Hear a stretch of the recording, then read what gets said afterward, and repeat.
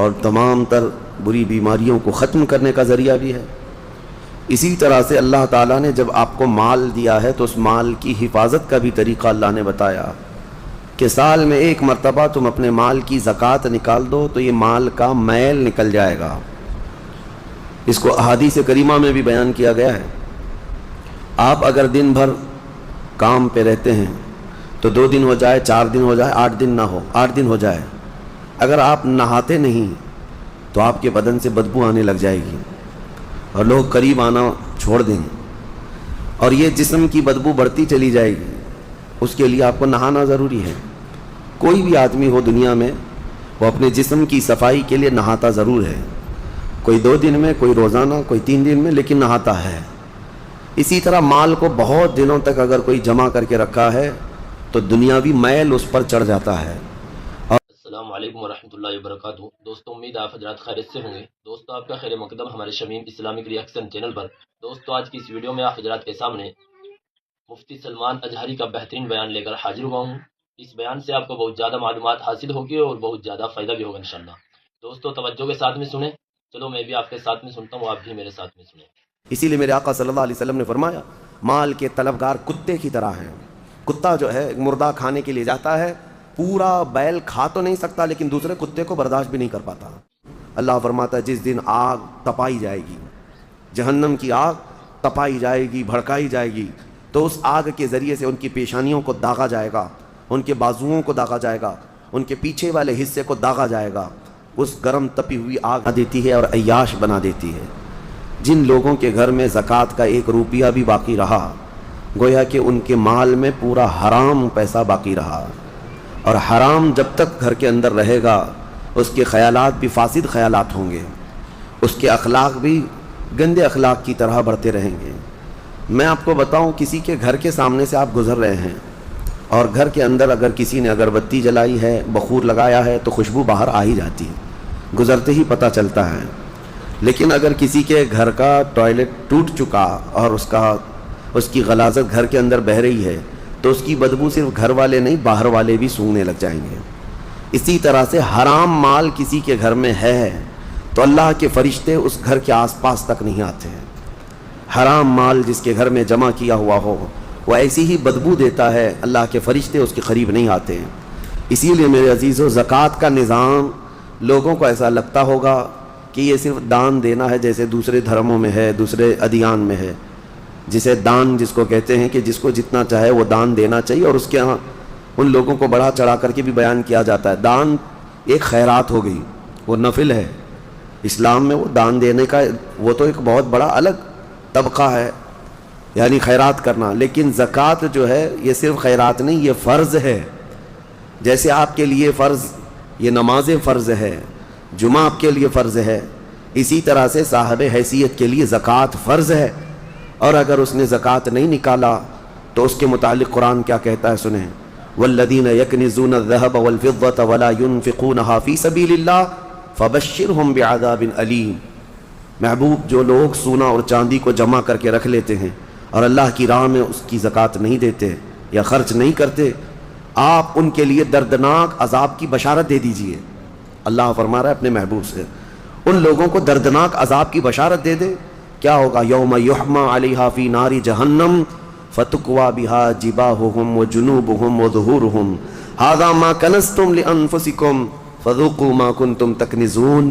اللہ فرماتا ہے جس دن آگ تپائی جائے گی، جہنم کی آگ تپائی جائے گی، بھڑکائی جائے گی، تو اس آگ کے ذریعے سے ان کی پیشانیوں کو داغا جائے گا، ان کے بازوؤں کو داغا جائے گا، ان کے پیچھے والے حصے کو داغا جائے گا اس گرم تپی ہوئی آگ سے، اور پھر اس سے کہا جائے گا ھذا ما کنزتم لانفسکم، یہ تو وہی ہے جو تو نے اپنے لیے خزانہ کر کے رکھا تھا، یہ وہی ساری چیزیں ہیں جو تو نے اپنے لیے سیو کر کے رکھا تھا۔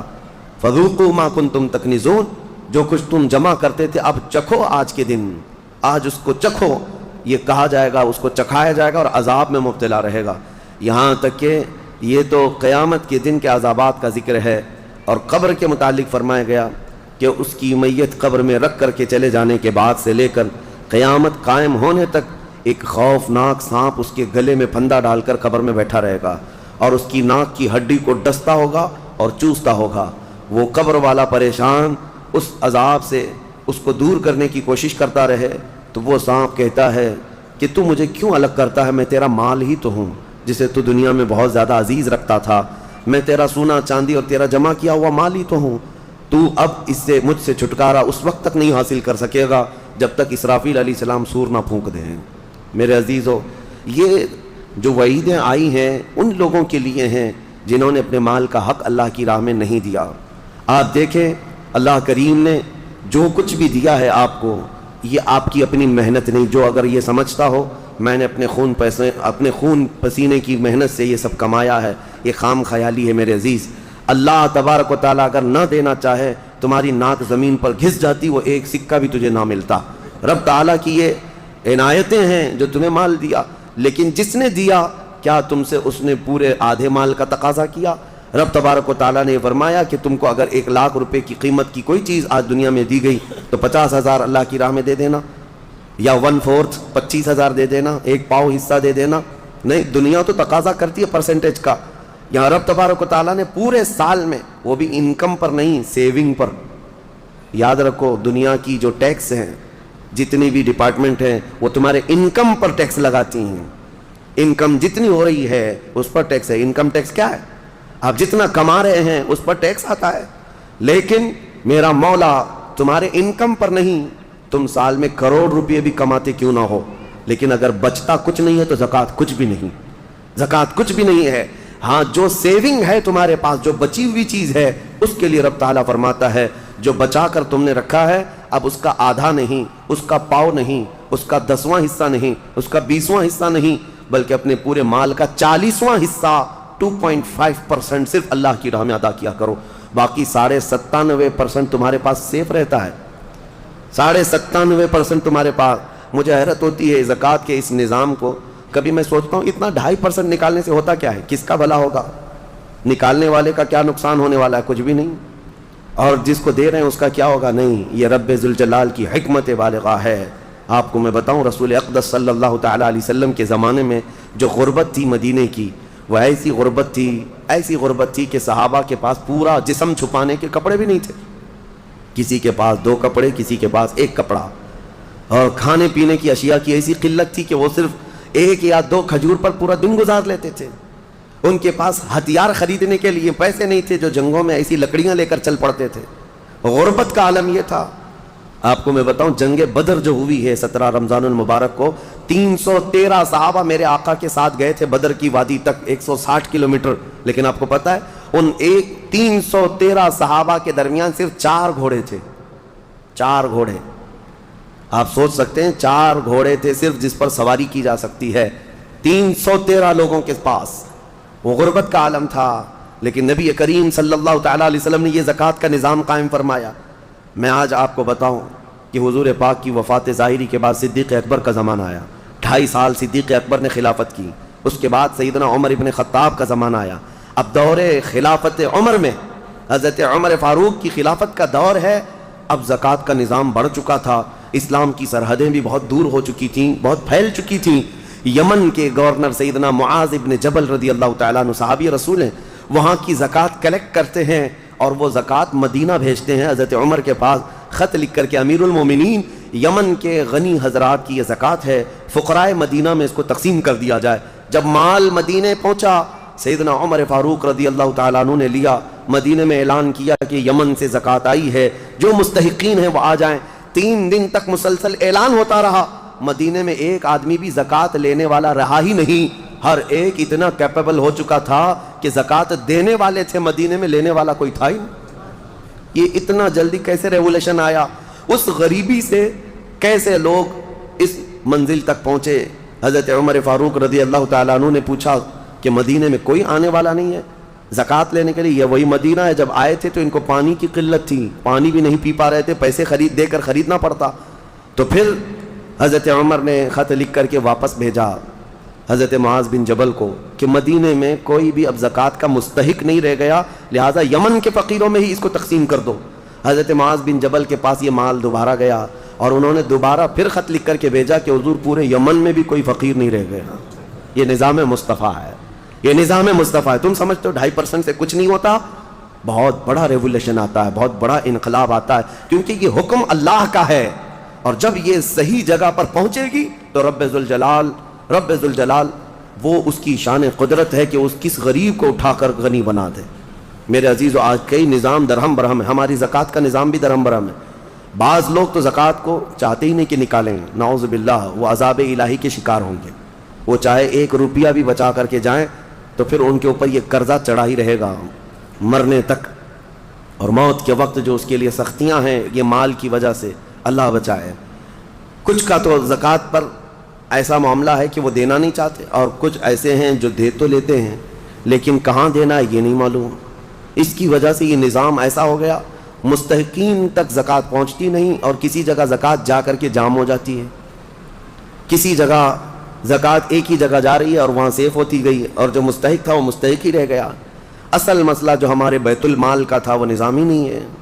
پہلے بیت المال ہوا کرتا، امیر المومنین جو ہوتے وہ سب کی زکوٰۃ کلیکٹ کر کے بیت المال میں جمع کرتے، اور پھر جتنے بھی فقراء ہوتے تھے ان کا رجسٹر ہوتا تھا کہ کون کون مستحق ہے، اور ان کو سال بھر فوکس کر کے بیت المال سے دیا جاتا۔ اگلے سال تک وہ فقیروں کا نام رجسٹر میں ہوتا ہی نہیں تھا، کیونکہ ان کو اتنا دیا جا چکا ہوتا کہ وہ اپنا کاروبار کر رہے ہوتے، اپنی تجارت لگا چکے ہوتے، اور دوسرے سال وہ خود اپنی زکوٰۃ لے کر کے بیت المال میں آتے تھے۔ یہ نظام تھا۔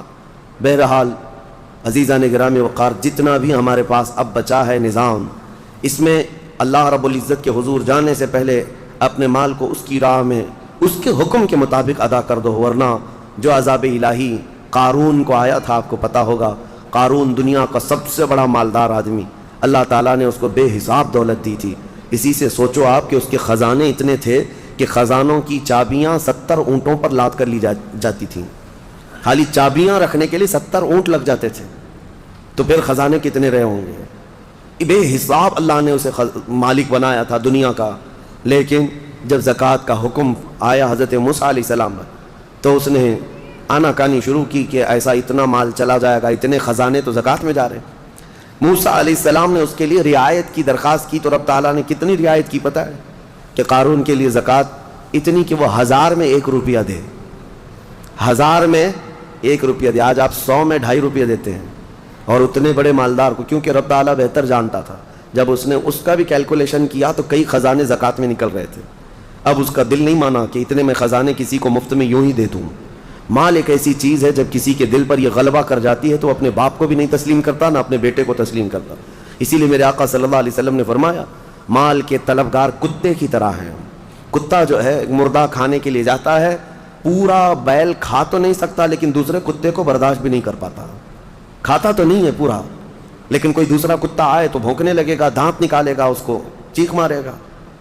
یہ حدیث پاک میں مثال اللہ کے حبیب نے فرمائی ہے کہ دنیا کا طلبدار کتے کی طرح ہے، اور دنیا مردار ہے۔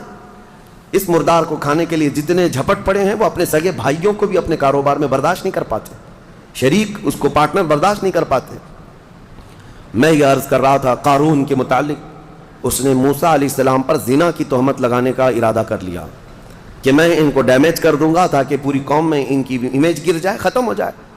لیکن موسیٰ علیہ السلام پر وہ تہمت لگا نہ سکا۔ جس عورت کو اس نے پیسے دے کر خریدا تھا وہ عورت بول پڑی کہ مجھے قارون نے اتنے پیسے دیے موسیٰ پر تہمت لگانے کے۔ حضرت موسیٰ علیہ السلام کو جلال آیا، آپ نے صرف اتنا حکم کیا کہ اے زمین قارون کو نگل جا۔ زمین پھٹ گئی، قارون اندر جانے لگا۔ عذاب کو اپنی آنکھوں سے دیکھنے کے بعد بھی مال کا جو حریص ہوتا ہے، لالچی ہوتا ہے، اس کی طلب کیا رہ جاتی ہے پتہ ہے؟ اس وقت جب زمین اسے نگل رہی ہے وہ موسیٰ علیہ السلام سے یوں کہتا ہے، اے موسیٰ تم مجھے دھسا کر میرے خزانوں پر قبضہ کرنا چاہتے ہو، میرے مال پر تم قابض ہونا چاہتے ہو؟ موسیٰ علیہ السلام نے کہا، اے زمین رک جا، ٹھہر جا۔ وہ جتنا دھسا تھا وہیں رکا۔ پھر آپ نے حکم فرمایا، زمین اس کے پورے خزانوں کو نگل جا۔ زمین پھٹ گئی اور ایسے اس کے خزانے ریت بن گئے، پورے دھس گئے۔ آج بھی وہ مصر میں بحیرہ قارون نام سے فیوم کی ایک جگہ میں موجود ہے، ایک سمندر کی طرح دکھتا ہے جس پر پورا پانی ہے آج، جہاں اس کے خزانے غرق کر دیے گئے تھے۔ اور اس کے بعد پھر موسیٰ علیہ السلام نے حکم دیا، زمین اس کو بھی نگل جا۔ وہ ہمیشہ کے لیے زمین بوس ہو گیا، ختم ہو گیا۔ اور اس کا ذکر قرآن پاک میں بھی اللہ تعالیٰ نے فرمایا، وَآتَيْنَاهُ مِنَ الْكُنُوزِ، ہم نے اس کو خزانے دیے تھے، لیکن اللہ کی راہ میں جب دینے کی بات آئی تو پھر دل پسیج گیا، اور دل کے اندر نہ جانے کیسے کیسے خیالات آئے کہ میں نہیں دوں گا۔ آج جس کو مال کی محبت غالب ہو گئی اس کا حشر قارون کے ساتھ ہوگا قیامت کے دن، وہ قارون کے ساتھ اٹھایا جائے گا۔ میرے عزیزوں، مال دینے سے کبھی کم نہیں ہوتا۔ میں آپ کو بتاؤں 1400 سال کے بعد بھی آج بھی مدینہ طیبہ میں حضرت عثمان غنی کا اکاؤنٹ چل رہا ہے، پتہ ہے آپ کو؟ ان کے نام کی آج بھی ہوٹل ہے، وقف عثمان بن عفان، ان کا خریدا ہوا کنواں آج بھی موجود ہے مدینے میں، ان کے پیسے ابھی ختم نہیں ہوئے، ان کے پیسوں سے میونسپلٹی کا خرچہ آج بھی نکالا جاتا ہے مدینے کا۔ 14 صدیاں گزر گئی لیکن مال ابھی تک ختم نہیں ہوا عثمان ابن عفان رضی اللہ تعالیٰ عنہ کا۔ سنا ہے کہ ان کا کھاتا بھی چلتا ہے اور اس کو ہمیشہ ترقی دی جاتی رہتی ہے۔ میں یہ پوچھنا چاہتا ہوں میرے عزیزو، اللہ کی راہ میں دینے والے وہ عثمان ابن عفان جن کے لیے میرے آقا صلی اللہ علیہ وسلم نے دعا کی تھی، جب جیش العسرہ جنگ تبوک میں جا رہے تھے، نبی پاک صلی اللہ تعالیٰ علیہ وسلم نے اعلان فرمایا کوئی ہے جو اللہ کی راہ میں اپنا مال خرچ کرے؟ حضرت عثمان غنی رضی اللہ تعالیٰ عنہ نے اعلان کیا 1000 اونٹ میری جانب سے اور اتنا ہی ساز و سامان۔ پھر دوسری بار حضور پاک صلی اللہ علیہ وسلم نے اعلان فرمایا اور کوئی ہے؟ حضرت عثمان غنی دوبارہ اٹھتے ہیں اور کہتے ہیں 1000 اونٹ میری جانب سے اور اتنا ہی ساز و سامان۔ تیسری بار میرے آقا صلی اللہ علیہ وسلم نے پھر اعلان کیا کوئی اور اللہ کی راہ میں وقف کرے گا؟ حضرت عثمان غنی پھر اٹھتے ہیں اور کہتے ہیں 1000 اونٹ اور میری جانب سے۔ ایک محفل میں 3000 اونٹ ساز و سامان کے وقف کرنا، اور اس کے بعد میرے آقا نے فرمایا اب عثمان کو جنت میں جانے سے کوئی چیز روک ہی نہیں سکتی، جنت واجب کر لیا انہوں نے اپنے اوپر۔ میں کیلکولیشن کے اعتبار سے آپ کو ایک تخمینہ اندازاً بتاؤں، اس زمانے میں جو حضرت عثمان غنی نے ایک محفل میں وقف کیا تھا حضور پاک کے ایک فرمان پر، ایک محفل میں جو دیا تھا، آج کے حساب سے جب اس کو ٹیلی کیا جائے اور کیلکولیٹ کر کے اس کی آج کی قیمت لگائی جائے تو تقریباً 116 کروڑ روپے کی قیمت ہوتی ہے۔ 1 ارب 16 کروڑ آج کے دور کے اعتبار سے۔ وہ اونٹ، وہ ساز و سامان، وہ ساری چیزیں، ہے کوئی جو فرمان مصطفیٰ پر 120 کروڑ اپنا یوں ہی لگا دے اللہ اور اس کے رسول کے نام پر؟ اب یہاں سے یہ بھی اندازہ ہوتا ہے کہ اللہ تعالیٰ نے ان کو اس زمانے میں کتنا مال دیا تھا، لیکن کبھی انہوں نے اللہ کی راہ میں خرچ کرنے کے لیے بخالت سے کام کبھی نہیں لیا، کبھی کوئی کنجوسی نہیں، کبھی کوئی مال پر بیٹھ جانا سانپ کی طرح، کوئی ایک جگہ بھی ہمیں نہیں دکھا سکتا۔ حتیٰ کہ ایک تجارت انہوں نے جو کی تھی، اللہ اکبر، وہ ایسی تجارت کہ مدینے میں جو ہے یہودی بڑے پیسے والے تھے۔ آج بھی پوری دنیا کو کریڈٹ پر جو چلا رہے ہیں یہ یہودی ہیں، ملٹی نیشنل کمپنیاں سب یہ اپنے پاس رکھتے ہیں، ورلڈ بینک ان کے پاس ہیں، پوری دنیا کی بڑی بڑی کمپنیاں جو آج آپ کو نظر آتی ہیں، وہ الیکٹرانک تمام چیزوں کو لیں یا پھر کھانے پینے کی چیزوں کو لیں یا استعمال کی چیزیں، بڑے لیول کی کمپنیاں جن پر یہ ڈیرا ڈال کر بیٹھے ہوئے ہیں، اور ان کا حال یہی ہے کہ لوگوں کو سود پر دو اور ان کا پورا مال کھینچ لو۔ اب ہر چیز پر کریڈٹ ہے نا، آپ کو تو کوئی چھوٹا سا سامان بھی لینا ہے تو آپ کو ادھار دے دیا جائے گا اور اس کے بدلے آپ کو سود لے لیا جائے گا۔ یہودیوں کی یہ فطرت میں برسوں سے ہے، آج سے نہیں، پوری دنیا کو یہ نوٹ پر لا کر کھڑا کی ہیں۔ پہلے نوٹ یہ پیسے نہیں تھے، یہ جو کاغذ کی نوٹ آج آپ دیکھتے ہیں، یہ اگر حکومت نے کہہ دیا کہ آج سے اس کی ویلیو نہیں تو کل سے تو اس کو کچرا اٹھانے کے بھی کام میں نہیں آئی، اس نوٹ کی قیمت کچھ نہیں ہے، صرف گورنمنٹ مانتی ہے کہ اس کی اتنی مالیت ہے تو ہم بھی چلا لیتے ہیں، ورنہ فی نفسی ہی اس نوٹ کی کوئی ویلیو نہیں۔ پہلے جو سکے ہوتے تھے وہ سونے اور چاندی کے ہوا کرتے، حکومت آئے جائے لیکن سونے کی اپنی قیمت تو ہوتی تھی، کوئی حکومت چلی بھی جائے سونے کے سکے آپ کے پاس ہیں، چاندی کے سکے آپ کے پاس ہیں، بس اس کا نقشہ ہی تو مٹانا ہے، میلٹ کر کے دوسرا بنا لیتے ہیں۔ لیکن انہوں نے پوری دنیا سے یہ درہم و دینار کو ختم کیا اور نوٹ پہ لا کر کھڑا کیا۔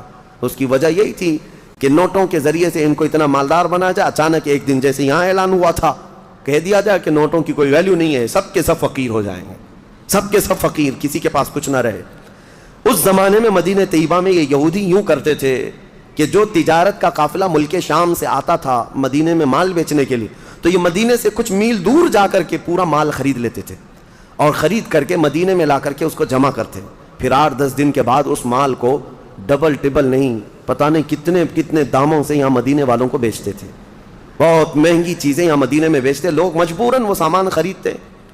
ایسے حالات تھے۔ ایک بار ہوا یہ کہ حضرت عثمان غنی کو جب یہ چیزیں ان کی حالتیں معلوم تھی تو قافلہ ملک شام سے تجارت کا آ رہا تھا، ابھی بہت دور تھا، حضرت عثمان غنی نے جا کر پورا قافلہ خرید لیا، پورا مال خرید لیا، اور خرید کر کے جب مدینے آئے یہودیوں کو پتہ چلا کہ ہم تو لیٹ ہو گئے ہیں، اب پھر سب کے سب دوڑے دوڑے آئے حضرت عثمان غنی کے پاس، دیکھو تمہارا تو یہ کام ہے نہیں، ہم برسوں سے یہ کام کر رہے ہیں، تم اپنا یہ مال بیچ دو. حضرت عثمان غنی نے کہا میں نے خریدا ہے، اب میں بیچوں گا، میں تجارت کے لیے لیا ہوں. کہا ٹھیک ہے تجارت، تم نفع کما لینا، کتنے میں لیے تھے اس کا ڈبل ہم سے لے لو، جتنے میں لیے تھے اس کا ڈبل ہم سے لے لو. یعنی اگر تم نے 1 لاکھ کی یہ پوری مالیت کا قافلہ خریدا ہے تو ہم سے 2 لاکھ لے لو. حضرت عثمان غنی نے کہا کہ میں اتنے کم نفع میں نہیں بیچوں گا اپنا مال. تو پھر وہ بحث و مباحثے کے بعد بڑھاتے ہیں، اچھا 2 گنا لے لو، 1 لاکھ روپے کی قیمت کا ہے تو ہم سے 3 لاکھ روپے لے لو، 2 نہیں 3 لاکھ روپے لے لو. حضرت عثمان غنی نے کہا نہیں میں اتنے کم نفع میں نہیں بیچوں گا. پھر بحث ہوتی رہی، 3 گنا پر آئے. اب اسی سے اندازہ لگاؤ کہ وہ 3 گنا حضرت عثمان غنی سے خرید رہے ہیں تو پھر مدینے والوں کو کتنوں میں بیچیں گے. تو حضرت عثمان غنی اس پر بھی انکار کر گئے کہ نہیں میں 3 گنا زیادہ پہ بھی مال نہیں بیچوں گا، مجھے اور نفع چاہیے، اور نفع چاہیے، میں تو زیادہ نفع کے لیے اس کو خریدا ہوں. وہ بحث کرتے کرتے کرتے شام ہو گئی اور 5 گنا تک آ گئے اور دھمکی دینے لگے کہ ہم نے اتنے نفع میں تمہارے مال کی بولی لگائی کہ اب دوسرا کوئی تمہارا مال خریدے گا ہی نہیں. حضرت عثمان نے کہا مجھے کچھ فرق نہیں پڑتا، مجھے کچھ نہیں فرق پڑتا. تو جاتے جاتے کسی یہودی نے کہا 10 گنا زیادہ پہ دے دو گے، 1 لاکھ کا مال 10 لاکھ میں دے دو گے. حضرت عثمان غنی نے کہا جاؤ تم اپنے گھر، میں اتنے کم نفع میں نہیں بیچنے والا. یہ کیا بات ہوئی؟ بہت باتیں بنائی حضرت عثمان غنی کے خلاف یہودیوں نے. اس کے بعد 2 دن 1 دن گزرا تھا، مدینے کے ایک میدان میں پورے قافلے کا غلہ، تجارت کا مال سب اتار دیا گیا. حضرت عثمان غنی رضی اللہ تعالیٰ عنہ مدینے میں آئے اور عام اعلان کیا جس کو جس مال کی ضرورت ہے وہ اس میدان میں آئے اور مفت میں لے کر چلا جائے، جس کی جو ضرورت ہے. حضرت عثمان غنی کے اس اعلان پر غربائے مدینہ، فقرائے مدینہ ٹوٹ پڑے. جن کو جس غلے کے اناج کی ضرورت تھی وہ بھر بھر کر لے کر چلے گئے. شام ہوئی تو یہودی آئے اور پوچھنے لگے عثمان یہ کیا کیا تم نے، یہ کیا کیا تم نے؟ ہم 10 گنا زیادہ پر مال خریدنا چاہتے تھے اور تم نے اونے پونے پتہ نہیں مفت میں کیوں بانٹ دیا.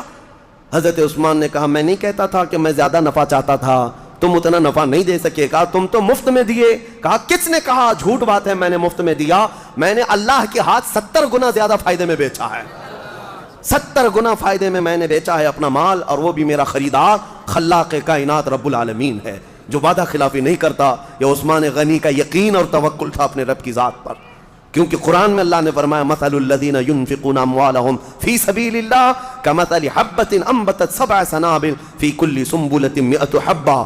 انہی کی شان میں یہ آیتیں نازل ہوئی تھی، حضرت عثمان کی شان میں یہ آیتیں نازل ہوئی. اللہ فرماتا ان لوگوں کی مثال جو اللہ کی راہ میں دیتے ہیں ایسے ہی ہے جیسے کسی نے پھلیوں کی ایک بیج بوئی زمین پر. پھلی جانتے ہیں جس میں لمبی لمبی پھلیاں ہوتی ہیں. اللہ تعالیٰ فرماتا ہے پھلیوں کا بیج کسی نے بویا اور پھر جب وہ پودا اگ آیا تو اس پودے میں 70 بالیاں نکلیں، 70 پھلیاں نکلیں، اور ہر پھلی میں 100 بیج، ہر پھلی میں 100 بیج. ایک بیج ڈالا تھا، 70 پھلیاں نکلیں اور ہر پھلی میں 100 بیج. اللہ فرماتا ہے کہ اس کا مطلب یہ ہوا کہ ایک بیج ڈالا تو 70 پھلیاں نہیں آئیں بلکہ 700. اور اللہ تبارک و تعالیٰ فرماتا ہے اس سے بھی زیادہ رب تبارک و تعالیٰ دینے پر قادر ہے. 700 نہیں، 7000، 70000، اس سے بھی زیادہ دینے پر رب ذوالجلال قادر ہے.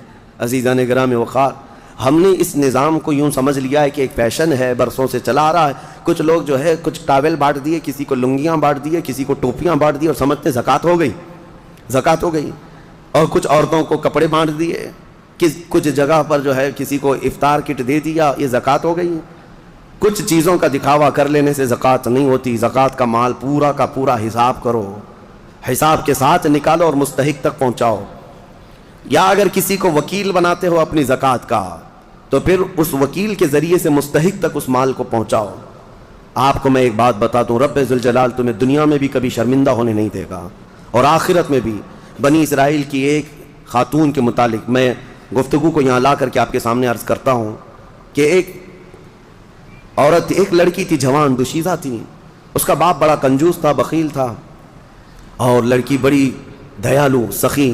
ایک بار اس کے گھر فقیر آیا تو اس نے قیمتی چیز اٹھا کر کے اس لڑکی نے دے دیا جو اس کے باپ کو بڑی پسندیدہ تھی اور وہ بہت اس کی حفاظت کرتا تھا. وہ قیمتی چیز تھی، اس لڑکی نے اٹھا کر ایک فقیر کی جھولی میں ڈال دیا. فقیر تو ناچتا خوش ہوتا چلا گیا. باپ کو جیسی پتہ چلا اس کی تو آگ لگ گئی بدن. پہلے سے تھا بخیل، خرچہ کرتا نہیں تھا، اور اس پر یہ کہ گھر کی سب سے قیمتی چیز لڑکی نے اٹھا کر دی. غصے میں آیا اور اپنی بیٹی کا ہاتھ کاٹ دیا، ہاتھ کاٹ دیا. یہ ظالم تھا. کہا کہ تو نے اٹھا کر دیا کیسے؟ بہرحال بات آئی گئی ہو گئی، جوان ہو گئی، اس کی شادی کی بات تھی، خوبصورت بہت تھی لیکن ہاتھ نہیں تھا، ہاتھ نہیں تھا۔ بہرحال ایک بہت مالدار گھرانے کا ایک نوجوان، اس زمانے کا شہزادہ تھا، اس کو یہ لڑکی پسند آ گئی لیکن ہاتھ دکھایا نہیں۔ جب لڑکی کی پسند چل رہی تھی یا لڑکے کی منہ دکھائی چل رہی تھی تو اس نے ہاتھ اندر چھپا رکھا تھا، کیونکہ دکھائیں گے تو عیب ہے اور جلدی کوئی شادی نہیں کرے گا۔ اسی پر وہ پسند کر لیا اور شادی فکس ہو گئی، لیکن کسی کو پتہ نہیں تھا دولہے کے گھر والوں کو کہ لڑکی کا ہاتھ نہیں ہے۔ وہ اپنے جبے میں اندر چھپائے رہتی اپنے کپڑوں میں۔ پھر چند دنوں کے بعد جب شادی ہوئی، گھر پہنچے، دلہن کو لے جا کر کے وہ اپنے گھر سجا سنوار کر لائے۔ اس کی بڑی ارمان تھی، بڑی خوبصورت عورت میرے گھر آ رہی، اخلاق کی بھی اچھی تھی، سیرت کی بھی اچھی، صورت کی بھی اچھی۔ لیکن رات کو جب دسترخوان پر بیٹھتے ہیں، اب ہاتھ تو تھا نہیں، سب کے سامنے کھانا تو ہے اور سیدھا ہاتھ غائب ہے، کیسے نکالے ہاتھ؟ بائیں ہاتھ سے کھائے تو لوگوں کو پتہ چلے۔ وہ خاموش بیٹھی رہی۔ اب اسے اندازہ ہونے لگا کہ میرا یہ عیب کھل جائے گا، میں کب تک اس کو چھپا کر کے رکھوں گی؟ کب تک؟ میرے گھر کی ماں اور میرے گھر کی عورتوں کے کہنے پر اب تک چھپائی رہی، لیکن اب کب تک چھپاؤں؟ اس کی آنکھوں میں آنسو آ گئے۔ پھر اس کے بعد لوگوں کا اصرار بڑھتا گیا کہ چلو کھاؤ، کھانا تو شروع کرو۔ اس کے دولہا، اس کے شوہر جو نئے نئے ابھی شادی والا تھا، اس نے کہا کہ میری رفیق حیات، ہاتھ نکالو اور کھانا شروع کرو، ہاتھ نکالو۔ ہاتھ نکالنے کو تیار نہیں، ہاتھ نکالے تو کیسے؟ ٹوٹا ہوا ہاتھ ہے، میری شادی ٹوٹ جائے گی۔ وہ رو رہی تھی، اچانک غیب سے آواز آئی کہ اے میری بندی، تو ہاتھ نکال، تیرا ہاتھ سلامت ہے۔ اس نے جب ہاتھ نکالا تو اس کا ہاتھ پورا کا پورا سلامت تھا، اور اس نے دسترخوان سے کھانا اٹھایا اور کھانے لگی۔ حیرت میں وہ رو پڑی، سجدے میں گر پڑی۔ اس وقت جو اللہ کے نبی تھے ان کے پاس گئی اور ماجرا بیان کیا۔ اللہ کے نبی نے کہا کہ رب تعالیٰ یہ فرماتا ہے، ہم اس ہاتھ کو کبھی شرمندہ اور ذلیل ہونے نہیں دیتے جو ہمارے راہ میں اٹھا کرتا ہے، جو ہمارے راستے میں اٹھا کرتا ہے، اس ہاتھ کو ہم ذلیل ہونے نہیں دیتے۔ اللہ ہم سب کو وہ ہاتھ عطا فرمائے جو رب ذوالجلال کے راستے میں اٹھا کرے۔ آج بہت سارے لوگ تمہارے انتظار میں ہیں، اللہ نے اگر کچھ دیا ہے تو ان غریبوں کے حلق تر کرو جن کے ہاں آج کوئی چیز نہیں پہنچ پاتی۔ میرے عزیزوں، پیشہ ور فقیروں کو بانٹنے کی میں بات نہیں کر رہا، آج بہت سارے ایسے لوگ ہیں جن کے ہاں افطار بھی نہیں ہے۔ ہم نے سنا اور ہماری طرف سے جو ہو سکتا ہے، ترکی میں، شام میں، یمن میں جو لوگ خدمات کر رہے ہیں، اللہ ان کو سدا سلامت رکھے۔ لیکن کئی گھر ایسے ہیں جو پانی پہ سحری کر رہے ہیں اور پانی پہ افطاری کر رہے ہیں، اس کے علاوہ ان کے پاس کوئی چیز نہیں، کوئی چیز نہیں۔ بہت ساری ایسی خبریں آتی ہیں، عرب دوست جو ہمارے وہاں بیٹھے ہیں وہ کہتے ہیں بچے اتنے مجبور ہو جاتے ہیں کہ رات کے وقت گھاس نکال کر کے کھا لیتے ہیں اپنے پیٹ کو۔ یہ ظالموں نے اتنی بمباریاں کی ہیں، سپر پاور طاقتیں ان کے منہ سے لقمے تک چھین چکے ہیں، لیکن آپ کو پتا ہے جو سونے کے ٹوائلٹ بنانے والی یہ عربوں کی عیاشیاں ایک لقمہ ان غریبوں تک نہیں پہنچا پاتے ہیں، ایک لقمہ عراق، یمن، شام، فلسطین میں نہیں پہنچا پاتے۔ لیکن آپ حضرات اگر اپنا مال پہنچا نہیں بھی سکتے تو کم از کم ان غریبوں کا احساس تو کرو، احساس کرو۔ جب اللہ تعالیٰ تمہیں شام کے وقت دسترخوان میں کیا نہیں عطا کرتا، ہر طرح کی نعمت تمہارے دسترخوان میں افطار میں ہوتی ہے، تم اپنے پیٹ بھر لیتے ہو، اس وقت دعاؤں میں غربائے امت کو یاد کرو۔ اے اللہ، تیرے حبیب کی وہ بھی امت ہے جن کے حلق آج تر نہیں ہو پاتے، اور میرے دسترخوان کو تو نے نعمتوں سے بھر دیا ہے، طاقت و قوت ہے تو اپنا مال ان غربا تک پہنچاؤ اور اپنا مال نکالو، ورنہ یہ عذاب الہی کے بھی شکار ہوں گے اور تمہارا مال بے برکتی کا سبب بنے گا۔ چند دنوں کے بعد یہ مال ایسا ختم ہو جائے گا تمہیں پتہ ہی نہیں۔ ہمارے علاقے میں ایک شخص تھا جو کہتا تھا میری 7 پشتوں تک میں نے اتنا مال رکھا ہے، 7 پشتوں تک لوگ بادشاہ رہیں گے، 7 پشتوں تک، یعنی اتنا مال جمع کیا تھا۔ اچانک ایک حادثے میں انتقال ہوا، چند سالوں کے بعد اس کے چچیرے بھائی نے اس مال پر ایسا قبضہ کیا کہ اس کے سگے بیٹے کو کوئی مال نہیں ملا۔ آج بھی وہ شخص موجود ہے، 10-10 روپے کی بھیک مانگتا ہے، اسی بڑے مالدار کا آدمی، وہ اپنے پان کے لیے، اپنے کھانے پینے کے لیے 10 روپے کی بھیک مانگتا ہے، جس کا باپ کہتا تھا کہ 7 پشتوں تک میرا مال چلے گا۔ میرے عزیزو، رب تبارک و تعالیٰ کے چاہے بغیر کچھ نہیں چلے گا۔ آؤ اللہ رب العزت کی بارگاہ میں دعا کرتے ہیں کہ مولا کریم ہمیں دنیاوی مال اور حرص سے محفوظ فرمائے، اور رب قدیر ہمیں اس کی بارگاہ میں جانے کے وقت پاک و صاف اور ستھرا چہرہ لے کر جانے کی توفیق عطا فرمائے۔ مولا رمضان المبارک میں غربائے امت پر تو رحم فرما دے، یمن، شام، فلسطین، عراق، افغان، برما، جہاں جہاں مسلمان قسم پرسی کے عالم میں ہے، اے رب کائنات اس رمضان میں انہیں کشادگی عطا کر دے، ان کے لیے امن و امان پیدا فرما دے، ان کے دسترخوان کشادہ فرما دے، انہیں خوشحالی کی طرف لے آ۔ اے اللہ تیرے حبیب کی امت جو بلک رہی ہے اس کی تو دستگیری فرما. وصلی اللہ تعالی علی خیر خلق محمد وآلہ وصحبہ اجمعین وآخر دعوانا ان الحمدللہ. دوستوں امید ہے کہ آپ حضرات کو ویڈیو اچھی لگی ہوگی. ویڈیو اچھی لگی ہے تو چینل کو لائک اور سبسکرائب کریں. چلو ملتے ہیں اگلی ویڈیو میں. السلام علیکم ورحمۃ اللہ وبرکاتہ.